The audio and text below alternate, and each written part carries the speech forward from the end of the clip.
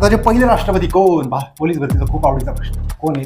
तर राजेंद्र प्रसाद. 1962ला भारत आणि चीनचं युद्ध झालं होतं आणि 1965ला भारत आणि पाकिस्तानचं युद्ध झालं होतं. सर्वात कमी काळ राष्ट्रपती पदावरती राहणारे कोण आहे?